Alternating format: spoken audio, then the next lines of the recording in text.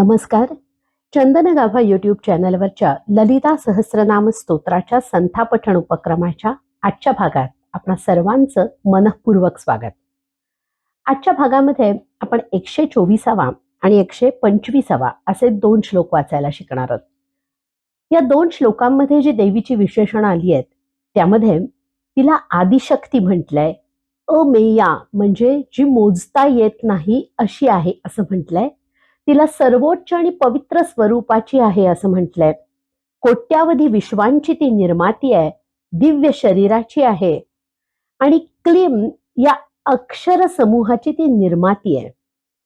तंत्रमार्गामध्ये जी बीजाक्षर उच्चारली जातात त्या देवतेसाठी त्यामध्ये ओम ह्राम ह्रीम क्लीम, यामध्ये क्लीम आपण ऐकला असेल, तर या क्लीम या अक्षर समूहाची ती निर्माती आहे, ती परिपूर्ण आहे, ती गुप्तपणे ओळखली जाणारी आहे, ती मुक्ती देणारी आहे आणि ब्रह्मा विष्णू महेश याहूनही ती श्रेष्ठ आहे असं तिला म्हटलंय. तीनही लोकांचे रहिवासी तिची पूजा करतात अशी ती आहे. ही सगळी विशेषणं ज्या 2 श्लोकांमध्ये आली आहेत ते 2 श्लोक आज आपण वाचायला शिकणार आहोत.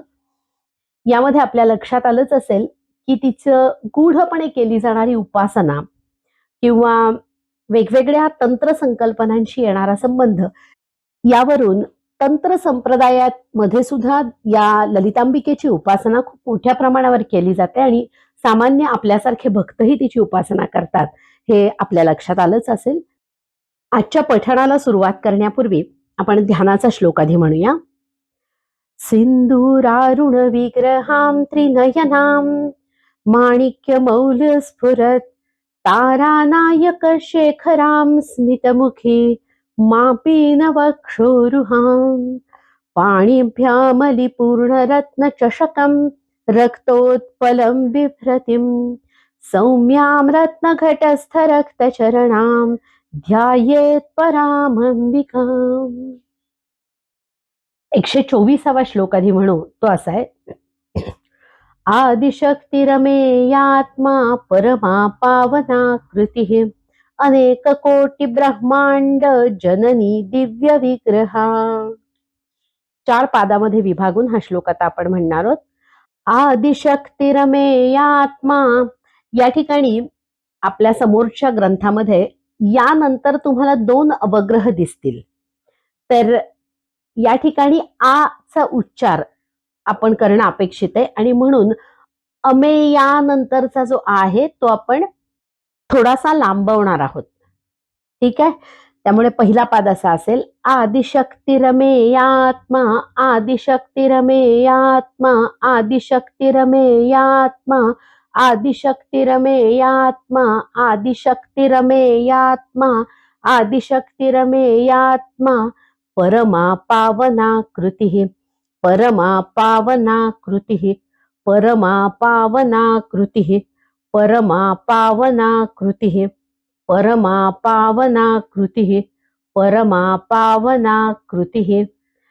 आदिशक्तिरमेयात्मा परमा पावना कृतिः आदिशक्तिरमेयात्मा परमा पावना कृतिः आदिशक्तिरमेयात्मा परमा पावना कृतिः आदिशक्तिरमेयात्मा परमा पावना कृतिः आदिशक्तिरमेयात्मा परमा पावना कृतिः आदिशक्तिरमेयात्मा परमा पावना कृतिः.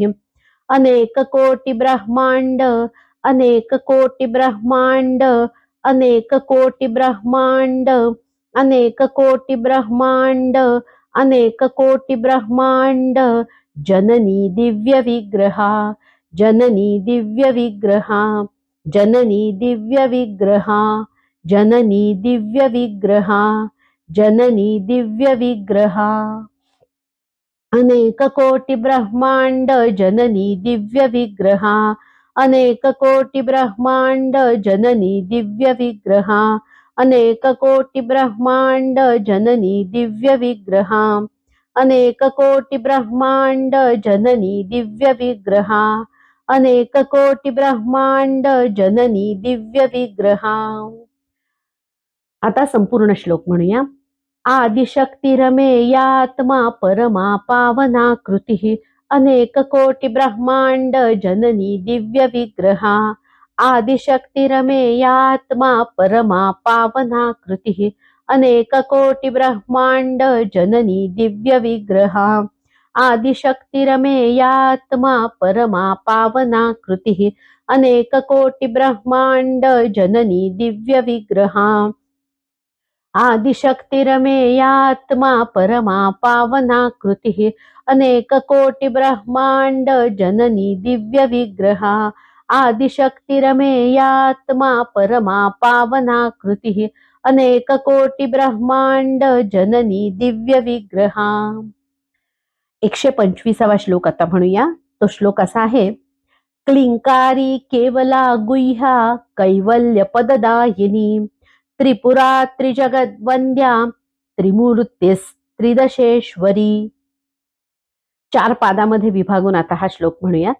क्लिंकारी केवला गुह्या क्लिंकारी केवला गुह्या क्लिंकारी केवला गुह्या क्लिंकारी केवला गुह्या क्लिंकारी केवला गुह्या कैवल्य पददायिनी कैवल्य पददायिनी कैवल्य पददायिनी कैवल्य पददायिनी कैवल्य पददायिनी क्लिंकारी केवला गुह्या कैवल्य पददायिनी क्लिंकारी केवला गुह्या कैवल्य पददायिनी क्लिंकारी केवला गुह्या कैवल्य पददायिनी क्लिंकारी केवला गुह्या कैवल्य पददायिनी क्लिंकारी केवला गुह्या कैवल्य पददायिनी त्रिपुरा त्रिजगद्वंद्या त्रिपुरा त्रिजगद्वंद्या त्रिपुरा त्रिजगद्वंद्या त्रिपुरा त्रिजगद्वंद्या त्रिपुरा त्रिजगद्वंद्या त्रिपुरा त्रिजगद्वंद्या त्रिमूर्तिस्त्रिदशेश्वरी त्रिमूर्तिस्त्रिदशेश्वरी त्रिमूर्तिस्त्रिदशेश्वरी त्रिमूर्तिस्त्रिदशेश्वरी त्रिमूर्तिस्त्रिदशेश्वरी त्रिमूर्तिस्त्रिदशेश्वरी त्रिपुरा त्रिजगद्वंद्या त्रिमूर्तिस्त्रिदशेश्वरी त्रिपुरा त्रिजगद्वंद्या त्रिमूर्तिस्त्रिदशेश्वरी त्रिपुरा त्रिजगद्वंद्या त्रिमूर्तिस्त्रिदशेश्वरी त्रिपुरा त्रिजगद्वंद्या त्रिमूर्तिस्त्रिदशेश्वरी त्रिपुरा त्रिजगद्वंद्या त्रिमूर्तिस्त्रिदशेश्वरी. आता संपूर्ण श्लोक म्हणूयात. क्लिंकारी केवला गुह्या कैवल्य पददायिनी त्रिपुरा त्रिजगद्वंद्या त्रिमूर्तिस्त्रिदशेश्वरी क्लिंकारी केवला गुह्या कैवल्य पददायिनी त्रिपुरा त्रिजगद्वंद्या त्रिमूर्तिस्त्रिदशेश्वरी क्लिंकारी केवला गुह्या कैवल्य पददायिनी त्रिपुरा त्रिजगद्वंद्या त्रिमूर्तिस्त्रिदशेश्वरी क्लिंकारी केवला गुह्या कैवल्य पददायिनी त्रिपुरा त्रिजगद्वंद्या त्रिमूर्तिस्त्रिदशेश्वरी क्लिंकारी केवला गुह्या कैवल्य पददायिनी त्रिपुरा त्रिजगद्वंद्या त्रिमूर्तिस्त्रिदशेश्वरी. आजच्या भागामध्ये आपण 124वा आणि 125वा असे 2 श्लोक वाचायला शिकलो.